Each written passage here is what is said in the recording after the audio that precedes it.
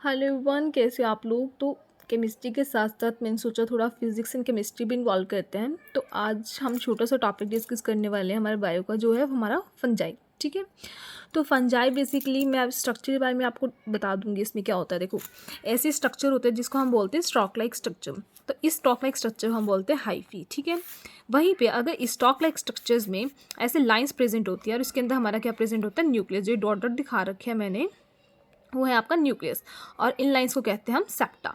अगर ये lines present होती हैं तो हम उसको बोलते हैं क्या, सेप्टेट हाइफी। ठीक है, वहीं पे अगर स्टॉक लाइक स्ट्रक्चर में न्यूक्लियस प्रेजेंट है बट ये लाइंस प्रेजेंट नहीं है, दैट मीन्स सेप्टा प्रेजेंट नहीं है, तो उसको हम तीन नाम से जानते हैं। फर्स्ट है आपका सीनोसाइटिक हाइफी, देन आपका मल्टीसेलुलर हाइफी, एंड थर्ड आपका एसेप्टेट हाइफी। ठीक है, देन आता है आपका माइसीलियम। माइसीलियम क्या होता है, जब बहुत सारे हाइफी मैंने बताया था ना, ऐसे स्टॉक लाइक स्ट्रक्चर, जब बहुत सारे हाइफी इकट्ठे हो जाते हैं, ऐसे स्ट्रक्चर बना देते हैं, उसको हम बोलते हैं क्या, माइसीलियम। ठीक है, देन आता है आपका फंजाई का स्ट्रक्चर। देखो, ऐसे ये फंजाई का स्ट्रक्चर आपका, तो जो नीचे है ये आपका मैंने अभी बताया क्या है, स्टॉक लाइक स्ट्रक्चर, जिसको हमने बोला हाइफी।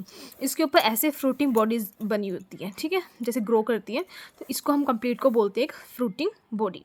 तो इसके दो पार्ट होंगे, एक ये नीचे वाला और एक ये ऊपर वाला। ठीक है, तो देखो यहाँ पर मैंने दिखाया हुआ है, जो नीचे वाला पार्ट है उसको हम बोलते हैं स्पॉन्जियोफोर। क्या बोलते हैं, स्पॉन्जियोफोर। और जो ये ऊपर वाला पार्ट है उसको हम बोलते हैं स्पोरेंजियम। ठीक है, sporangium, sorry for the tongue slip. इसको बोलते हैं हम स्पॉन्जियोफोर, इसको बोलते हैं हम स्पोरेंजियम। और इसी स्पोरेंजियम में हमारी क्या निकलते हैं, स्पोर्स, जो कि फर्दर क्या करवाते हैं, ग्रो करने में हेल्प करवाते हैं। तो ये आपका क्या है, आपका एक फंजाई का स्ट्रक्चर है। साथ ही में मैं पिगमेंट भी डिस्कस कर लूँगी। आपको पता है फंजाई है जो आपकी, उसके अंदर क्लोरोफिल प्रेजेंट नहीं होती है, तो उसमें जो पिगमेंट प्रेजेंट होगा वो कौन सा होगा, केराटिनॉइड। ठीक है, तो सेल वॉल कौन सी होती है इसमें, काइटिन।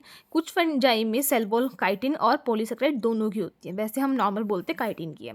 ये स्टोरेज क्या करती है, ग्लाइकोजन स्टोर करती है। न्यूट्रिशन की आपको पता है, जो फंजाई होती है वो सेप्रोफाइटिक होती है। सेप्रोफाइटिक मतलब डेड और डिकॉइंग ऑर्गेनिज्म पे डिपेंड करती है। ठीक है, और ये किससे बनती है, माइकोराइजल एसोसिएशन। माइकोराइजल एसोसिएशन क्या होता है, जो आपका ग्लोमस होता है और फंजाई होती है, ये दोनों एसोसिएशन में रहते हैं।